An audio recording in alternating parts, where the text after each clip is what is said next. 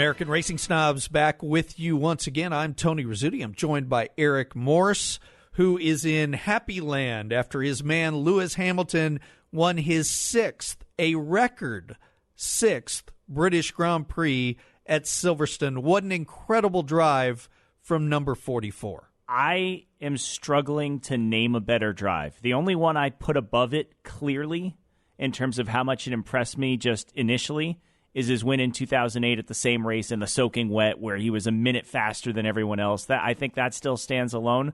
But Lewis is on top of his game.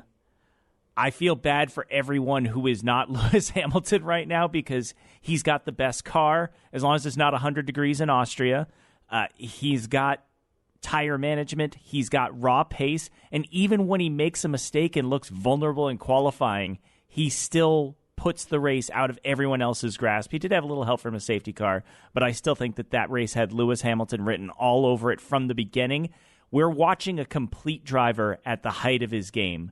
We can talk about specifics about what's making me think that, but really, it was a patient, aggressive, mercilessly tempered drive.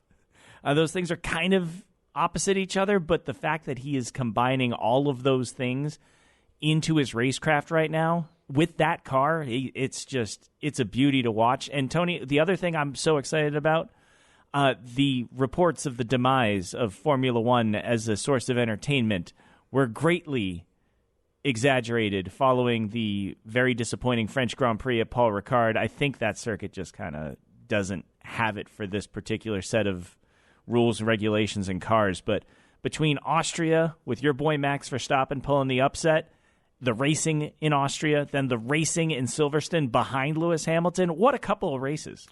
I agree, and obviously the fans are agreeing as well. Over 330,000 people for the weekend, a full house of 141,000 at Silverstone to watch the British Grand Prix. They sign a 5-year extension, which only feels right.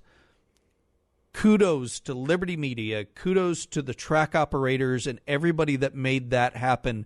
There's a lot of pressure, I think, going in on the racetrack, knowing that as a sport, as a community, people want to keep that race there. They don't want to go into Brands Hatch. They want it there. It just feels that's where the first ever Grand Prix race ran. It feels right. It produces good racing. So the pressure was on the racetrack to deliver that, yet not get into a situation, and we don't know the details, where they overpay and get themselves in trouble, because we know the British government doesn't put that much money into it as they do in some of the other sports, for it to all come together. And when you see the people be interviewed on both sides, Eric, to me, it felt like a win-win, and it just rounded out to me what was as close as a racing fan to a perfect weekend as you can have, and they've had two in a row. It was action-packed. Yep. The home crowd went home happy. And I know Lewis can be a polarizing figure, especially in the UK, even though it is his home country. They have a very high IQ fan when it comes to Formula One supporters in the UK, but they were packed and wearing that special, and that is not an inexpensive Mercedes special edition hat. You could see it out there. It almost had the McLaren rocket red color to it. If you don't get the weekly emails like I do from Team Mercedes merchandise, Lewis has about 6 special edition hats per year. They're like $60 a piece. Yeah. And he only wears them for one weekend, and that's one way for you to show your fandom at the racetrack. And if you looked at the wide shot of that crowd, there were so many people wearing that hat for that one weekend. And Lewis just delivered. There's no other way to put it. This championship has felt like a formality for a few weeks, and this is, I think, one of the big nails in the coffin right here. 2 races before the summer break. Lewis has a 39-point lead. That's more than a race and a half's advantage over Bottas. But it's not just that, Bottas still finished second, his 3rd straight podium, all that stuff. It's the way that Lewis is driving. It wasn't just that he pressured Bottas. He couldn't get around him. Then he kind of did, but he was smart enough to not have a Hamilton versus Rosberg in Spain moment from 2016. I thought he was playing with him. I think he was being overly patient and cautious because I think he knew he could get him. And he really did. do. But that was smarter than the Lewis of 3 years ago. Mm-hmm. This proves to me that he's learned from the Rosberg experience both as a person and as a driver. He's that much better, which is scary. And, as a Hamilton fan, I can't help but think, what if he had won that championship in 2016, we'd be talking about 5 in a row going for 6 right now, which would be absolutely insane. But I think Hamilton got better because he lost to Nico. Nico wins the championship. He probably doesn't retire. This bad-blooded rivalry probably explodes in some Senna versus Prost fashion where one or both drivers end up leaving. I think that may have been the best for both of them long-term for Nico to win that championship because it made Lewis more focused. He was determined not to make the same personality mistakes with his teammate. And even though, they have to be focused on beating one another right now, they seem to be still willing to help each other and help the team, and they're putting the team where it needs to be in terms of priorities, whereas I felt like Lewis and Nico were willing to just burn the world to the ground to beat each other. Well, I don't want to relive that championship, but let's put that into contrast a little bit. For Nico to have won that championship, in his own words, took every single thing he had, mentally, physically, shutting people off. When he retired, he said it was because that was it. I put everything I had into that, and I can't do it again, nor do I want to have to do that again. It took that kind of effort to beat Lewis Hamilton, and I think it's going to take that kind of effort or some drastic change in a car to beat him until he decides he's done. That's how good I think Lewis Hamilton is proving to be, if not the best ever, one of the best ever. He is pure driver talent. Very high on my rating. It's so hard to compare eras. It is. It's not fair. Juan Manuel Fangio didn't have any peers. He retired because he was without a true rival that could challenge him. And he was over 50 years old when he put in his greatest drive of his career at the Nürburgring in 1957. You always think about what if with the great Jimmy Clark. Sure. And, the cult of Senna, it's there for a reason. Absolutely. I think people tend to look at him through rose-colored glasses, but he definitely belongs in the conversation. And Schumacher gets mentioned because of the sheer volume of trophies and the numbers. But I think he caught the sport in transition a little bit, too. But look at the numbers that Lewis is putting up. That is career win number 80, his 7th win from 10 races this year. He's 11 wins behind Michael Schumacher. He's only 12 podium finishes behind Michael Schumacher's all-time record. We are witnessing one of the all-time greats hitting a form that is rarely seen in any sport. If you're driver number 77, if you're Bottas, what are you thinking? Well, I mean, look, qualifying has been a totally different animal. That's been a flip a coin. One of them's going to be on the pole. It's just been that way, and I think Bottas has gotten his share, but that doesn't pay points. It doesn't pay a trophy. Lewis has outraced him. What is 77 thinking right now? I think any opportunity, because he's done everything he can to keep that seat, but it still feels lukewarm to me for him. Do you feel like someone's going to do better? I mean, I know Ocon's sitting there waiting, but right now, I don't think he can. I'd take Bottas before Ocon. Yeah. I think Ocon's a great kid, but I think Bottas has done everything that he needs to do. The fact that Lewis made a mistake in qualifying and then the track actually slowed down a little bit played to Bottas because Bottas was more consistent, and Lewis almost pulled it back on that second qualifying run. He was the only one to go faster on his second timed run because the way I think the clouds kind of dissipated a little, track temperature went up, and that was enough to hurt the evolution of the track. So Lewis made a mistake. Bottas, unlike a couple other races this year, wasn't able to get he didn't have any problems on the start because the other times that he's beaten Lewis to pole, Lewis has had to do something on the start and then kind of controlled the race by getting in front of him. This is the first time that we saw Lewis have to settle in behind. He had a great draft. Then DRS gets open on lap 3. I think it was lap 4 that he pulled alongside. Couple great moves, really respectful driving. Toto Wolff has got to be looking down at Gunter Steiner going, oh, you poor bastard.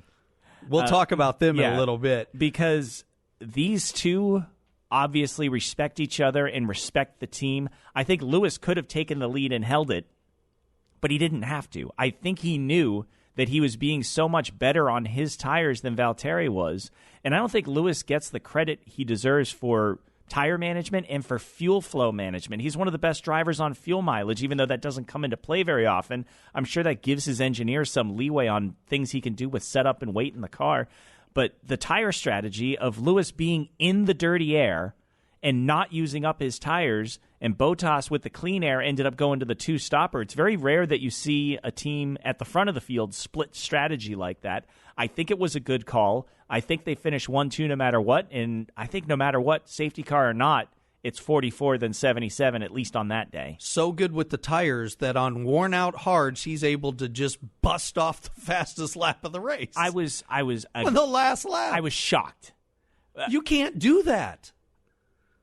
It's the slowest tire. You can't and it's got do that. 30 laps on it. They wanted to pit him 4 laps before to make sure they didn't run into it just falling off a cliff and blowing out. I think they were also giving him the opportunity to be like, hey, you got a free pit stop over Valtteri right now. Do you want to try to take the point away from him? Because he's going to get it. I'm like, there's no way Bottas doesn't get fastest lap. Yeah. And I didn't see a mistake. I know the TV cameras weren't exactly trained on him on the last lap, but looking at the sector times, I didn't see a mistake from Bottas. I just saw Lewis dig down and pull a point out of thin air. Yeah. And when you looked at his tires on the in-car camera, they look fine. Yeah. Well, he only had like 3 or 4 laps on it. No. Or Lewis's. Lewis's. Yeah. They looked fine. And I know you and I were talking about, does there need to be an extra step in between the Pirelli compounds? Because supposedly for this race, the yellow tire, the medium tire, was 0.7 of a second slower than the reds. Though I will argue at the start of the race, the 2 red cars on red tires couldn't go anywhere, and I feel like they should be able to. That's a short advantage, and you should be able to take advantage of that. I think there should be a little more drop-off. Of course, you and I were also talking, I don't have a way to chart because the colors have been the same all year, which simplifies it for the fan, but they are different compounds, and I haven't been keeping a compound chart to see if that's been the case everywhere. There have been twisty, tight courses where the reds are a huge advantage, Monaco. But those were also hypersofts in the old days, or ultra softs, right? So ultra mega friggin' softs. It just felt like at those bigger high-speed tracks, there should be a bigger those softs should give you unbelievable grip and speed right off the bat, but they fall off like maybe 3 laps of perfect, and then they fall off. But then no one would use them. I know, but who in their right mind would use them? Well, in Ferrari's case, they get to qualify up front, which they aren't faster than Mercedes, and try to get away and then try to make the pit stop work. I think you could still figure out the strategy. Again, I'm not a tire guy. That's like we're diving into I would love to black see, holes we shouldn't, but I would love to see a slightly bigger gap, but I'm afraid that it would make the strategy uniform. I think it would make it's the unintended consequences, right? These guys all have software telling them what the fastest way to the checkered flag is in situations X, Y, and Z, and I think they're all going to spit out the same answer if there's too much of a difference in the tire compound. So. Yep. I think Lewis Hamilton winning a 6th British Grand Prix, being from Great Britain, was the biggest story of the race. There was a second huge story that happened. I'm going to try to set that to the side. Let's talk about Red Bull briefly, because it seemed like in my opinion, I believe they had a faster car than Ferrari. I also believe that Pierre Gasly was at least sniffing his teammate. He was at least within the picture frame at this race. Pierre Gasly passed Sebastian Vettel on the racetrack. I think it's a faster car. Yeah, but Gasly, for the first time this year, was at the table with the other top 5 cars. You know, we've been wondering when is he going to join the fight. He's not eating cake yet, but at least he's at the birthday party. He's sitting at the right table. That's a big step for Gasly. He's got to keep doing this. I believe they were talking about him using Max's setup and not varying so much to make him more comfortable to try to. It seems to be working. So credit to Gasly for adjusting. He's got to keep making progress, or these rumors are going to keep swirling around him. I don't see an easy solution for what Red Bull or Gasly could do. So they're all better off to make it work, and so far they're doing it. He equaled his best finish of his career, best finish of the season in fourth place. Remember, he did that in a Toro Rosso last year. Yep. So Gasly looked pretty good. There was a great fight between Leclerc and Verstappen. It looked like Austria Part 2. Leclerc was forceful but fair. There was at one point, the second time they were on track, after Max had his little flight over the curbs into the gravel, they found themselves near each other again, and I thought Max was a little rough with him. He turned into him when Gasly was going around the outside of the Vale chicane coming on the front stretch. I didn't think it was worthy of a penalty. They looked at it. They didn't say anything. No. I don't... Definitely a nanny state if you're penalizing that. But I thought Max was being a little reckless there, not to the point of being penalized, but if you got to blame someone there, Leclerc is alongside of him and he just turned into him. But Max had a challenging day because Sebastian, what is going on? Well, let's wait on that a little bit, because Max said after the race that the way Charles raced him makes it very clear in his mind that Charles has not gotten over what happened at Austria. Yeah, I think that's fair. And I don't think it should. I don't think he should let that go, right? You race people as they race you. I think Charles, to coin an old NASCAR phrase, boys have at it. I think the F1 stewards are like, unless it's egregious, we're going to let you race. You guys say you want to race, we're going to let you race. Both cars went off the trip. We're going to let it go. We're going to let you guys race hard. You figure it out yourself. So I think that side's gone that way, and I think Charles decided, no. If that's how we're racing, that's how we're racing, and I love it. It was great theater. Leclerc and Verstappen have been racing each other for the better part of a decade now through the junior series and in karting. And I never got the impression that they were buddy-buddy like Nico Rosberg and Lewis Hamilton were when they were growing up together. I always felt like they were adversaries that respected each other. And did things change drastically last week? No, but I think that Leclerc is like, if I'm not going to get run over for race wins, I'm going to have to take a harder approach, especially with car number 33. Yep. These two are going to be fighting each other for the better part of another decade going forward. It's awesome. The future is so bright, especially when you look at those two drivers. And, of course, as soon as they have a slight dust-up in Austria, it's that whole magnet theory of they're going to end up racing wheel to wheel for the rest of the season just because that's how the strategy and that's how the racing gods seem to want it right now. We're blessed to have this rivalry kind of blowing up right in front of us. All right, let me reach into my where have we heard this before file, pull it out real quick, and let's talk about Sebastian Vettel. Small mistake with huge consequences. It keeps happening. He's so driving over his head to try to make that car work. Let's rewind. Let's rewind to qualifying. Okay. Where was he in qualifying? He was almost half a second behind Charles Leclerc. He looks like Gasly to Verstappen is how he looks to Leclerc. Leclerc looked faster each session this weekend. He doesn't look comprehensively outclassed the way that Verstappen is with almost anybody you put him with. Right. But then he gets a gift of the safety car. Mm-hmm. So the safety car comes out for Antonio Giovinazzi. The two drivers who benefit the most are Lewis Hamilton and Sebastian Vettel, who have been going long on their first stint. And they're able to get not a free pit stop, but a hugely beneficial one. And Charles gets totally screwed. Again. Yep. He wasn't the only one. Lando Norris really took it on the chin there, too. He deserved points. McLaren looked great. We'll get to the midfield later. I told you so. Hey, picking McLaren to win the midfield battle is like picking Lewis Hamilton to win the British Grand Prix. I picked the right one.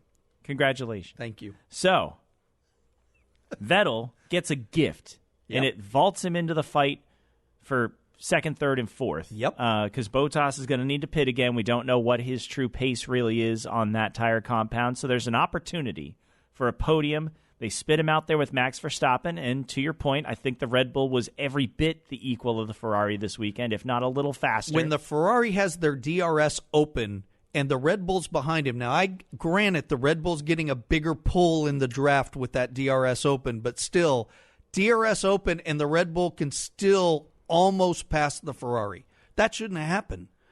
The minute he opens DRS, he should drive away to a 2 or 3 gap lead.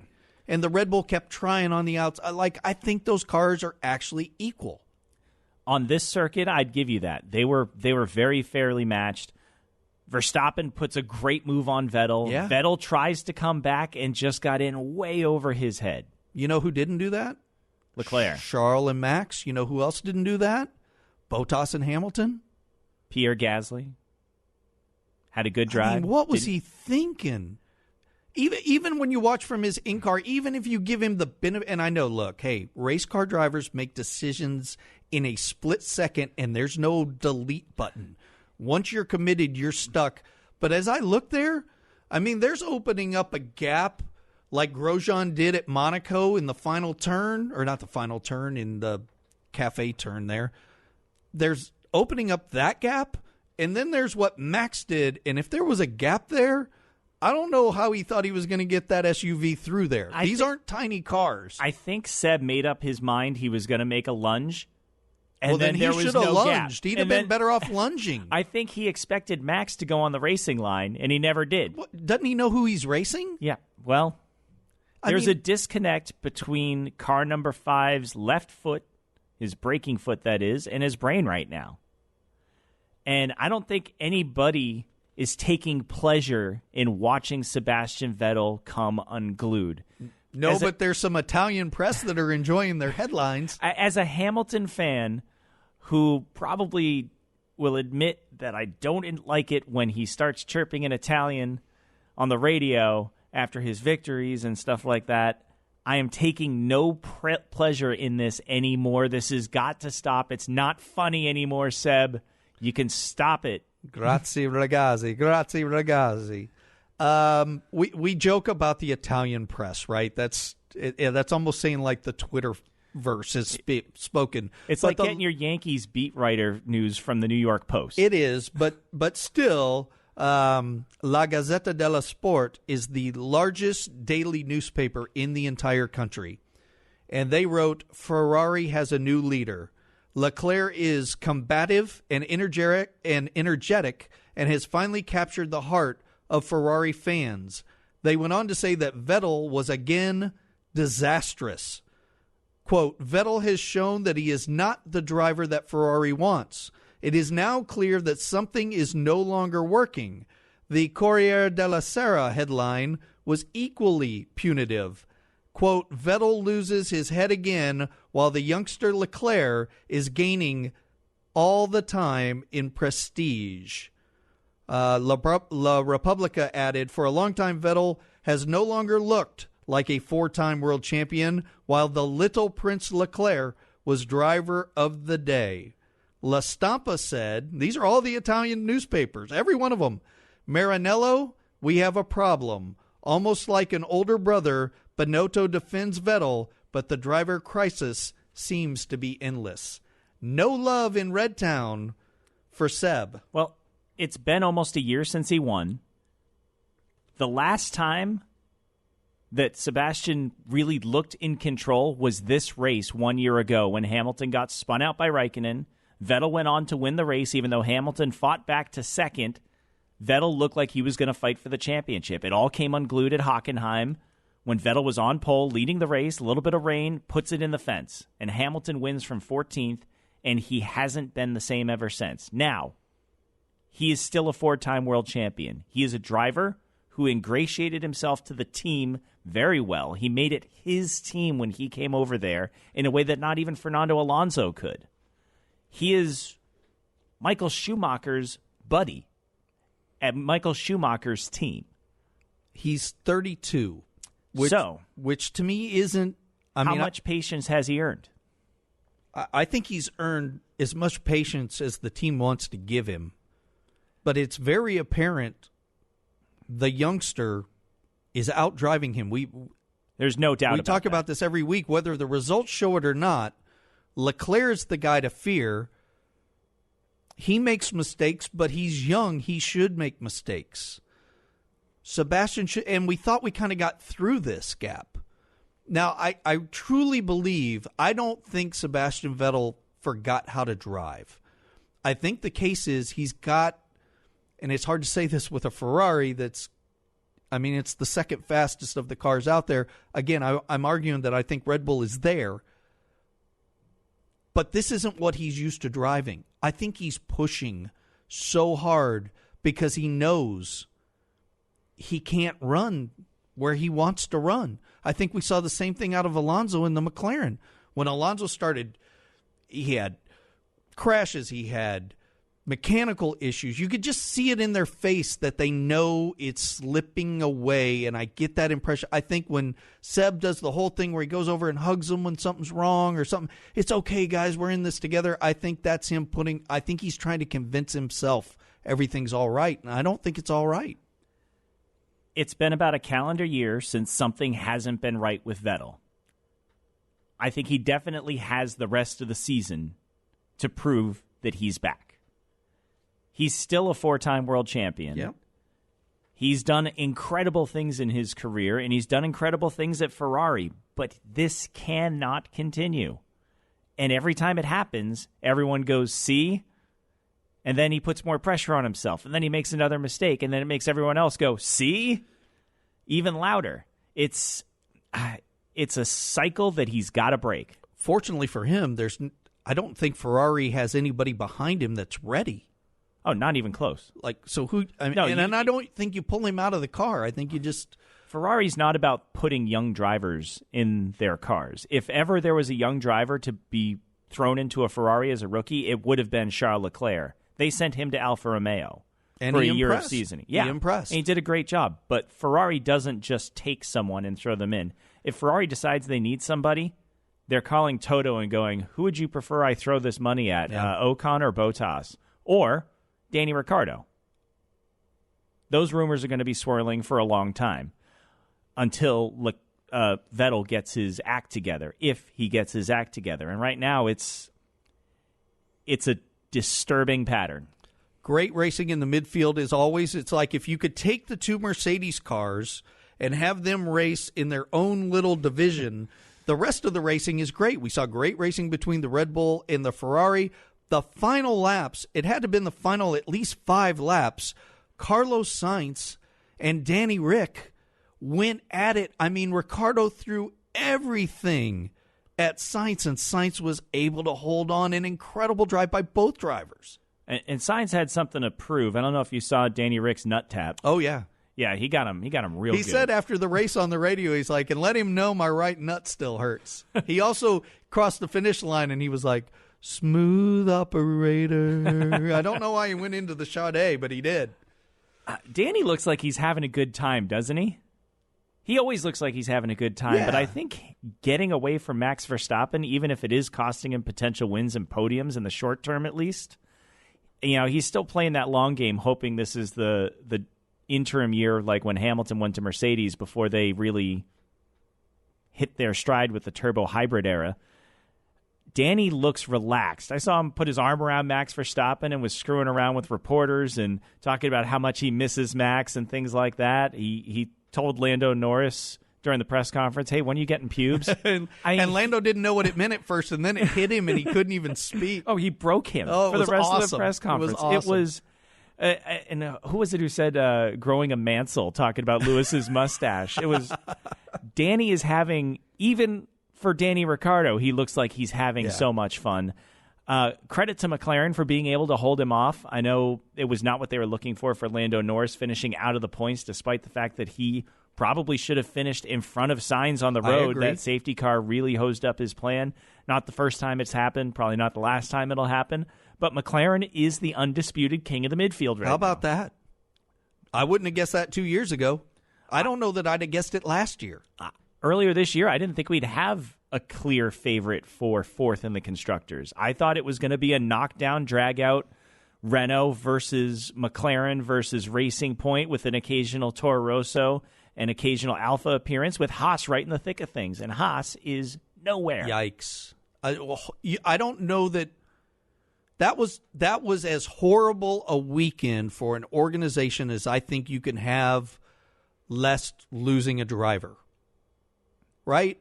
They had to deal with their sponsor going rogue or somebody going rogue. There's some at absolute Rich Energy. weirdness. Like you got the CEO saying that Red Bull's trying to destroy his business, and they've got all these moles in that are trying to do stuff, and an that unneeded distraction for a team that's got enough problems oh my gosh. mechanically and now with their drivers. That's the last thing they needed. Is they've got it on. They're getting hit from all three sides. Sponsor, mechanically the car isn't right, and their drivers are screwing up. They're running two different cars, which I think was a great idea, right? We're going to run the Australia car because we know what we have there. We're going to use the Austria car as a glorified test session. Right. And Grosjean doesn't like the new Austria car. He says he can't go full speed through the high-speed corners. He doesn't feel comfortable with it.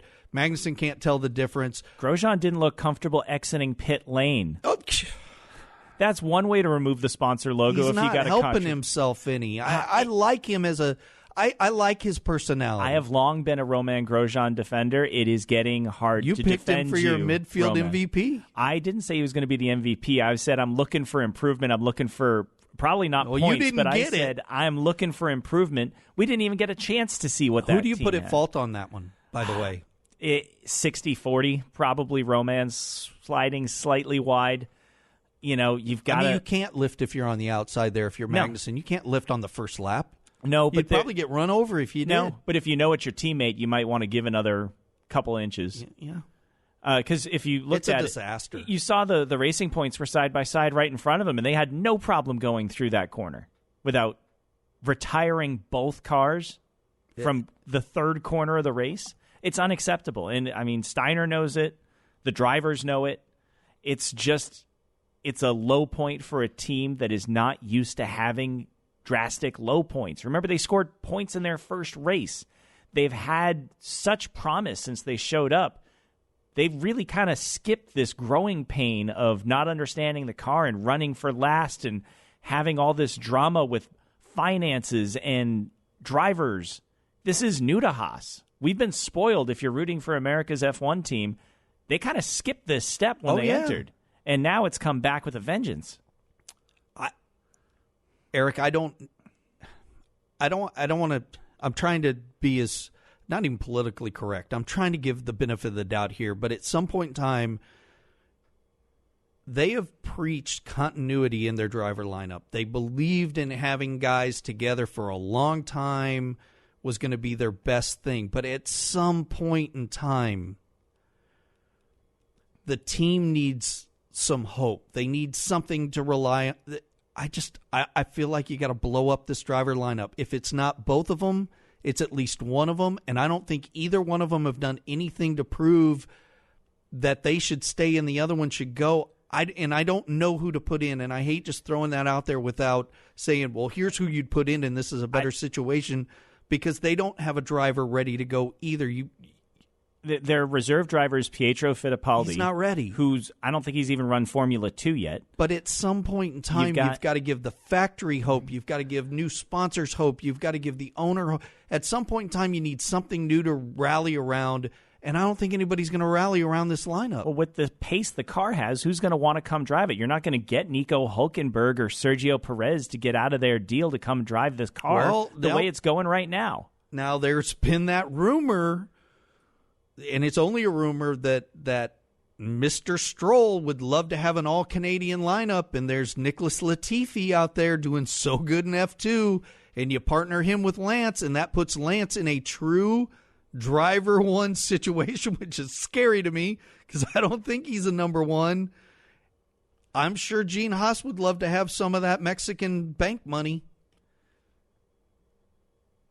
because he's not going to have Rich Energy money. Yeah, that Rich Energy money looks mighty shady right now. It has Big Daddy's barbecue sauce written all over it, doesn't it? Yeah. If you're not familiar, that was a NASCAR sponsor that was famous for signing up a fresh team and driver every year in Daytona and then never paying a bill and just seeing how long they could get away with the decals on the car before they realized a check was never going to come. And then they bought naming rights to a racetrack. Oh, was that South Boston? Yeah, and never paid the bill.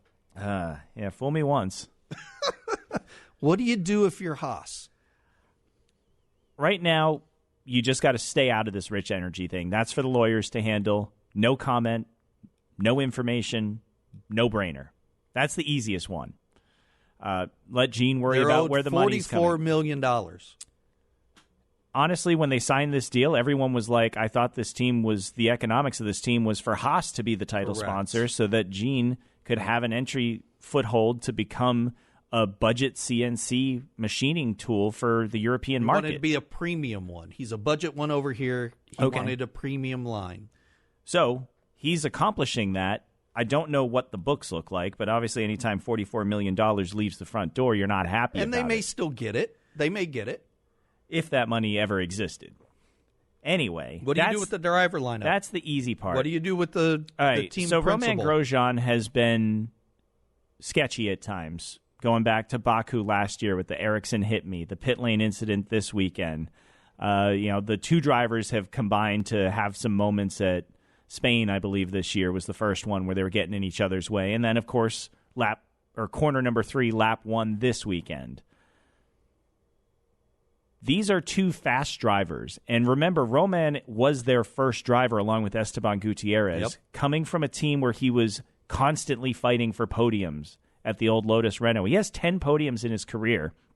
As I said, it's getting harder to defend him as he's crashing on pit lane and the drivers, like I said, combined to get into each other's way a few times this year. I would preach patience. A midseason move helps no one. There's still half a season left. Redemption is as close as your next race. Things look pretty bleak right now, but I don't think pulling the trigger on anything right now. I mean, who do you see that you would even try to put in I'm going to throw out 2 names to you. All right, it's not Fernando Alonso. No, it's not. Though I don't know that that's a bad move from a PR standpoint. Why would Fernando do that? He wouldn't. I just said it wouldn't be a bad move from a PR standpoint. Oh, really? It wouldn't be a bad move to throw the greatest driver in terms of fame and talent in the world right now into your car? I just call them as I see them. You love these softballs. There's a driver out there that is still signed to a team who runs Ferrari engines but does not have a seat, and his name is Marcus Ericsson. It's been very clear that Ericsson would rather return. I think he said he'd love to stay in IndyCar, but I think the truth is he'd rather return to F1. I think he could be an option there, and I'm going to throw out another IndyCar driver. My esteemed colleague Kenneth Lee, and I haven't done the research on this, so I'm blaming on Kenny if I'm wrong, because you'll know that Alexander Rossi's contract is up in IndyCar. That would give you your American driver on your American team. He has F1 experience. I'm just saying there's 2 names. I'm not saying they're the greatest names.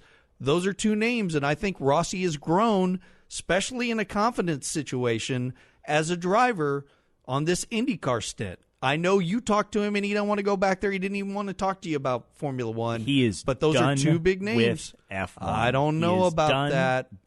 I don't know about that. I will eat my Romain Grosjean hat if he goes back to Formula One. But are those 2 legitimate names or no? Contracts aside, as far as talent. I think that both would do fine. I don't think either would do better in the short term than Kevin Magnussen or Romain Grosjean. Fair enough. Grosjean has got to stop doing stupid crap. First and foremost, that's the easiest thing that can be done on the driver's side. No more stupid crap. Things are bad enough. We need you in the game. Yep.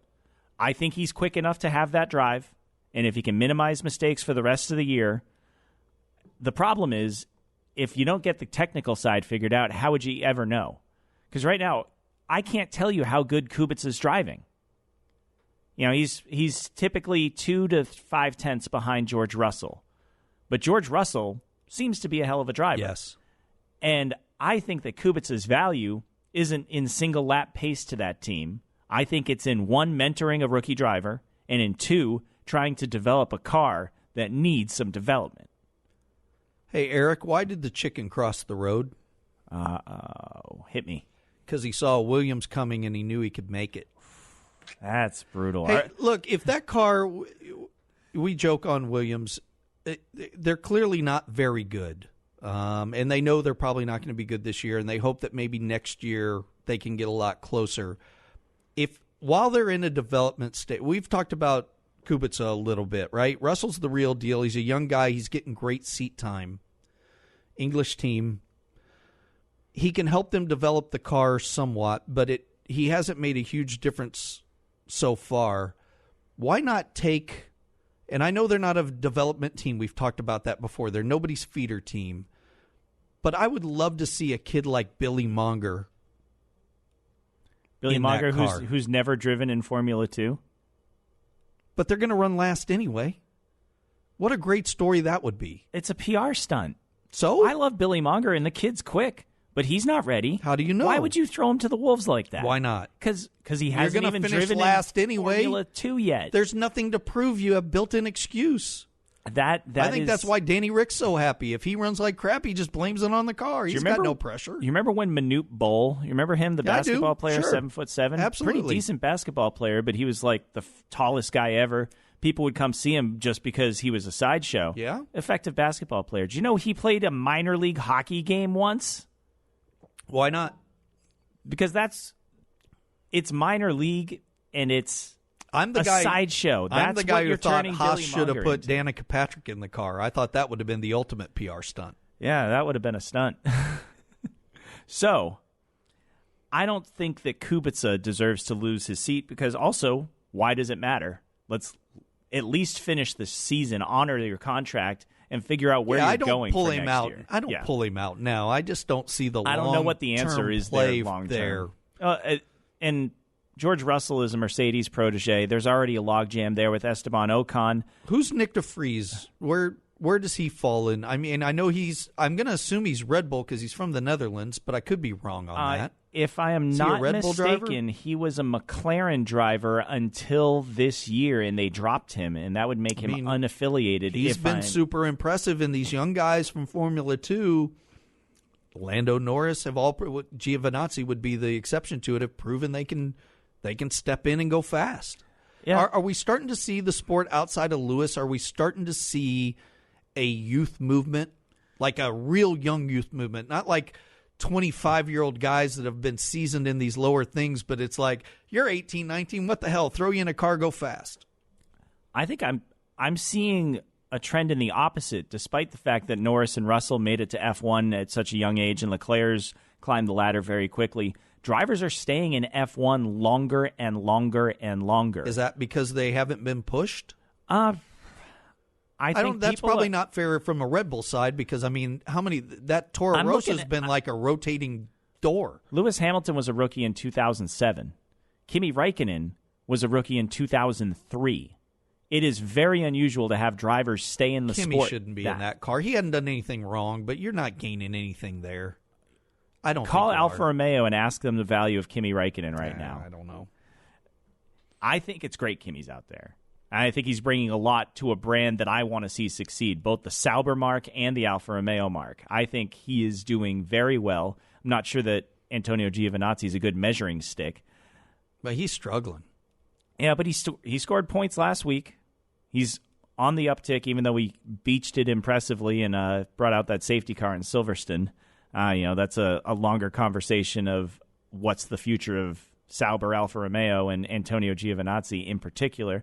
But I think you're seeing drivers like Sergio Perez, Nico Hülkenberg, the midfield stalwarts didn't used to get 7, 8, 9, 10 years of a Formula One career. The fact that there are two drivers in F1 who have never earned a podium. Hülkenberg is the all-time record holder for most He's starts. been your future world champion, not yours. According to David Hobbs. He's been the future world champion for what feels like 10 or 12 years now. He's never had a podium. It's a new F1 record for most starts without a podium. Sergio Perez has never had a pole position. It's the most starts by a driver in F1 history without a pole position. They both belong out there, but the fact that their career has that longevity, there's more drivers than seats right now. I don't think Perez is out there without his money. I don't think Perez stays there without his money, but he's proved he's earned it.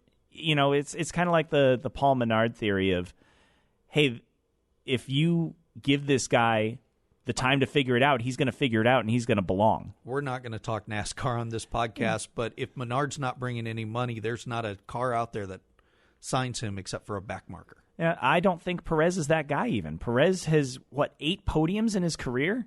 You don't do that by mistake. Right. Anyway, we have other things that I also want to talk about. I was going to say, we've gone 45 minutes all about Formula One. We thought we'd go about 20. Let's take a break here, Eric. Let's do this. Let's take a break. We'll reset, and we'll come back with the Morse code report, and we'll talk about some other racing. Sound good? Right on. All right, we'll be back right after this. Here's your chance to win a set of your very own Hercules tires. Go to HerculesTires.com/MRN. Simply register, and each month we'll give away one set of tires. Hercules Tires has the value, selection, and industry-leading mileage coverage to get you wherever you need to go, no matter where the road takes you. Register now for your chance to win a set of Hercules tires at HerculesTires.com/MRN. Hercules Tires. Ride on our street. It wasn't just built to be a museum. It was built to be a shrine to the history, heritage, and future of the sport we love. Visit the NASCAR Hall of Fame and see how Petty, Earnhardt, and hundreds of other NASCAR legends became heroes. Watch their most electrifying moments, experience realistic racing simulators, and much more. Plan a trip to the NASCAR Hall of Fame in Charlotte. Tickets at NASCARHall.com. NASCAR Hall of Fame. This is our sport. This is our house. And we are back here on American Racing Snobs, and it's that time of day, my favorite time of day, when we talk a little other racing with what we like to call the Morse Code Report. Well, besides the British Grand Prix, there was an awful lot going on in the world of motorsports. Turn our eyes to the north. And Toronto, the IndyCar Grand Prix up there. It was Simon Pagenaud winning a fairly straightforward race. The only major fireworks were courtesy of Will Power, one early in the race and one late in the race. He tagged Graham Rahal and Marco Andretti 3 wide. As he admitted to himself, he wasn't driving very clever right there when that happened. The race ended under a yellow flag after Power stuffed it into the tire barriers, ending just a miserable weekend for him. Looking at the point situation, Alex Rossi was able to finish just in front of Joseph Newgarden in third, and that is the only driver leading him in the points coming in. He has trimmed that margin now to 4 points, and the top 4 drivers, the 3 I just mentioned, plus Scott Dixon, occupied the top 4 spots, so the cream rises to the top here in IndyCar. Boy, Newgarden, he ran his teammate pretty hard, didn't he? Ran him right off into the wall. Not hard into the wall, but didn't give him a whole lot of space as we talk about teammates not playing fair. Yeah, there's not a lot of space in Toronto, and he is fighting tooth and nail for every point. We've got a great fight right now between him and Alex Rossi, 2 young American stars. He's now within 4 points of Newgarden. Pagenaud, with that victory, is still hanging on. He's 39 points back, and Dixon... 86 seems like a lot, but I've seen Scott Dixon do some pretty amazing things. Final race is still double points, so anything is possible in IndyCar. But we got a great battle for that championship, and everyone wanting to talk about Alex Rossi and silly season. Michael Andretti hopes that he can retain both Honda Haas and therefore Alex Rossi. I believe Honda is going to keep Alex Rossi in IndyCar no matter what. I do too. Formula E had their doubleheader finale, and as tough as we were on Sebastian Vettel, he wasn't the only former champion whose name starts with a V doing inexplicably stupid crap this weekend. I think I know where you're going with Jean-Eric Vergne, the defending Formula E champion, came into Saturday's race in Brooklyn at Battery Park with a chance to clinch the championship. However, he got caught up in an opening lap crash in the midfield, and that opened the door for Lucas di Grassi to stay alive. His teammate, Jean-Eric Vergne's teammate at Techeetah, Andre Lauderer, also had damage, and Jev was dumb enough to say on the radio, hey, why don't you have him bring out the safety car? Just get him to stop.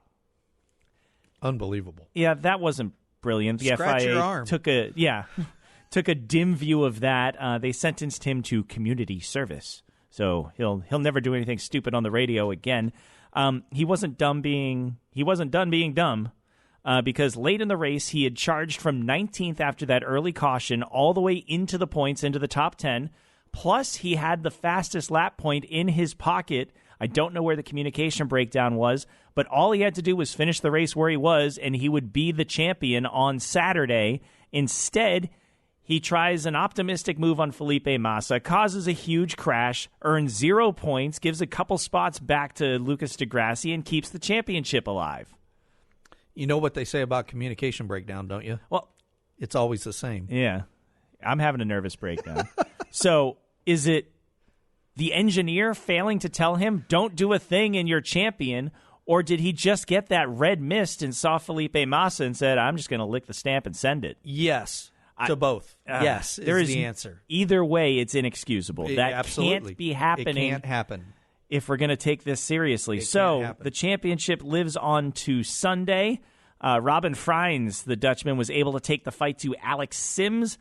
And there was an odd crash just before the finish between Degrassi and Mitch Evans. Did not affect the championship fight, as Jean-Eric Verne was able to become the first ever back-to-back, first ever two-time champion, actually, in Formula E. Congrats to him, a former Toro Rosso driver. Likeable guy despite the brain fades on Saturday. Driving in New York does funny things to us, I guess. Does. Formula 2 also had 2 races this weekend. On the feature, it was Guignan Zhou on pole, but he lost out to his teammate Luca Giotto in the first corner.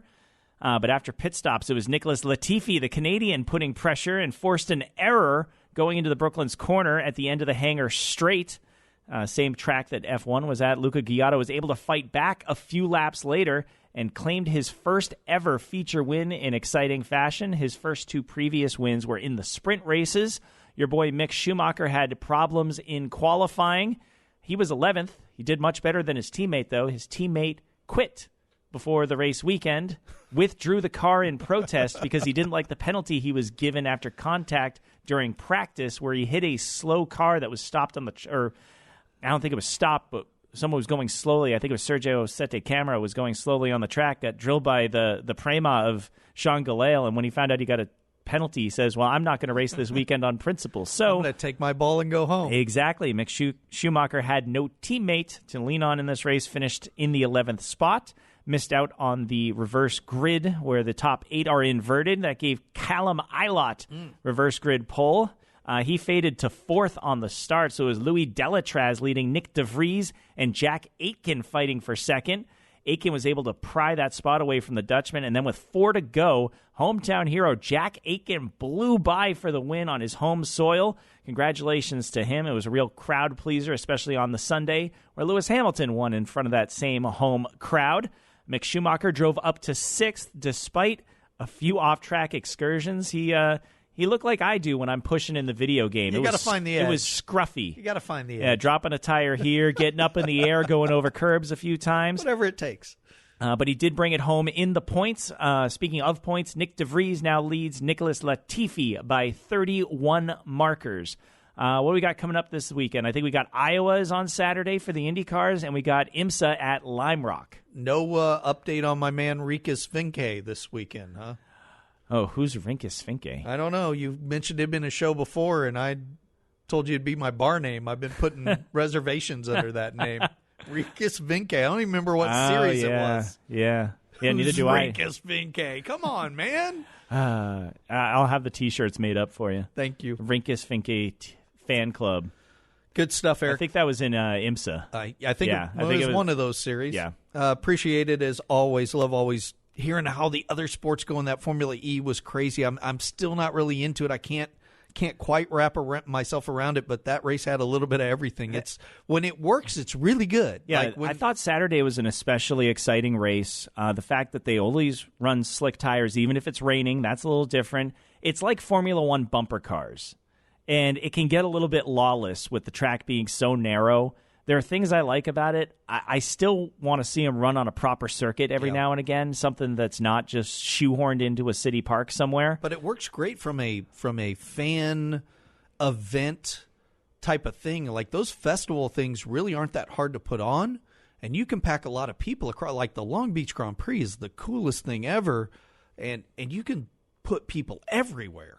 You know, it's just there's so much you can do around those. I like those events, but I'm with you. They should have a couple. I think to really be fully taken, they need to go somewhere, whether it's Montreal, one of the smaller tracks. They do run Monaco, but it's a modified version, and Monaco's kind of modified version of Monaco. Not a proper like racing course as it is. It's an anomaly in and of itself. I'd like to see like a Spa-Francorchamps or Hockenheim. I don't know that they can do a lap there, can they? You can get up the batteries? Hill. Yeah, just well, they do a lot of regen. You harvest. Just shorten the race. That's fine. Right now it's 40 minutes plus a lap? I say shorten the race. Let's put them wherever you want. Let's take them to Goodwood. Send them up the hill. All right, well, that's it for us. 54 minutes. I thought we'd go longest on Haas. I think we went longest on Lewis. Yeah. It was that good. I can't believe Lewis didn't get driver of the day. Not to say Leclerc wasn't deserving. I was surprised by that. What does Lewis I really have was. to do? It's that whole Boston sports effect of, okay, we're sick of you winning. You can stop winning. I'm never going to vote for you for anything. I feel like that's what it is right now for Lewis, and it doesn't seem to hurt his feelings too much. He looked plenty happy. All right, next week we will preview Hockenheim as the F1 circuit will move to Germany in 2 weeks in a fortnight, and we'll bring you all the action that we typically have. So, for Eric Morse, I'm Tony Rizzuti. That's quite loud. We'll talk to you next time on another edition. There you go. We'll talk to you next time on another edition of American Racing Snobs. See ya.